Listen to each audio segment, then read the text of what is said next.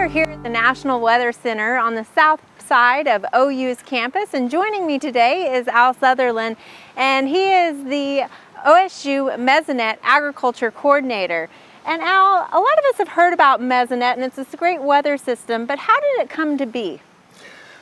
Well, Casey, it really started with Ken Crawford, who was at OU, and Ron Elliott, who was at OSU. And those two had a real interest to put together a weather network that would provide real-time data to people across the entire state of Oklahoma. So from an OU perspective, they wanted to look at it for meteorology, for the weather data that it would provide. From an OSU perspective, they were really looking at it to monitor agriculture, to find out what kind of weather would lead to different impacts within the crops and also the livestock. So they both had benefits into it. So how did it actually come to fruition this was a big investment to create this system. It was a big investment. Well, Ken Crawford was really inspired by the flood that happened up in Tulsa in 1984. He happened to be in the National Weather Service at that point, and he realized that if he had rain gauges that had real-time data, he could provide lead time to get people to safe areas before the waters came through. And so he was putting together proposals for that. Ron Elliott was looking at proposals from an irrigation efficiency standpoint, and they finally found each other and discovered that each one was trying to do the same thing, and that's when they really joined forces. That would have been in the late 80s. So there's an advisory committee that sort of manages Mesonet, and is it comprised of different people from OU and OSU?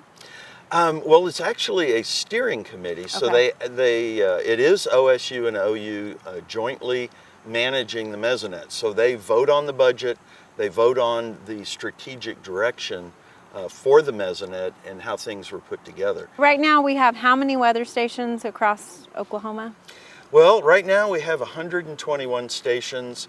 Last year they put a station in at EVA, which is a new OSU research station, and then also at Valiant. Okay, and this started in the 80s is when the initial talk started happening, but it really became established in the 90s, which was kind of cutting edge for that time period. I mean, we were one of the first states to do this, correct? We were one of the first states to put in a statewide system that was uniform across the entire state, so that you could be assured that if you had an air temperature in Idabel, it was the same instrument, same calibration as what you had in one that was out in Guymon.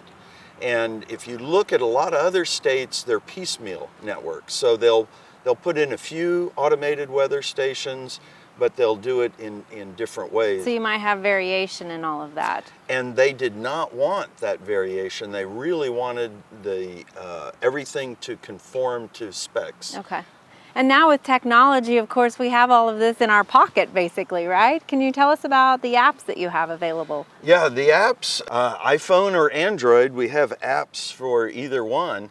So it's really handy to just pull that up and look at that on your phone. We have the basic page, which gives you information from any of the sites and then a quick forecast.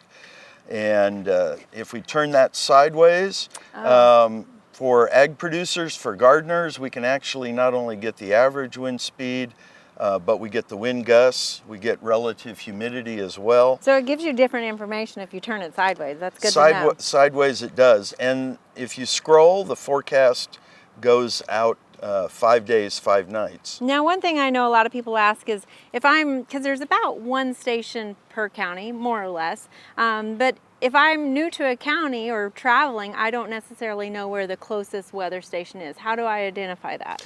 Well, if you just go up on the iPhone, it's up here with the little arrow. You get a listing of the sites, and we go out to all of the sites within 30 miles. If we're on an Android phone, we actually hit the title of the site, the name of the site, and a list will come up. But also they have a way to use the GPS to get a listing. We have all of the 4 radar sites within Oklahoma, plus those that surround the state. So I can look at those and figure out which one I want to actually take a look at and where the activity is. Well, as Oklahomans, we know that we always need to stay weather aware no matter what time of year it is, and it's nice to know that we have access to this information and that you guys here are doing so much to keep us safe. We hope you enjoyed this video. It's part of our Oklahoma Gardening YouTube channel. You can also find even more videos on our OK Gardening Classics YouTube channel. And join us on social media for great gardening tips, photos, and discussion.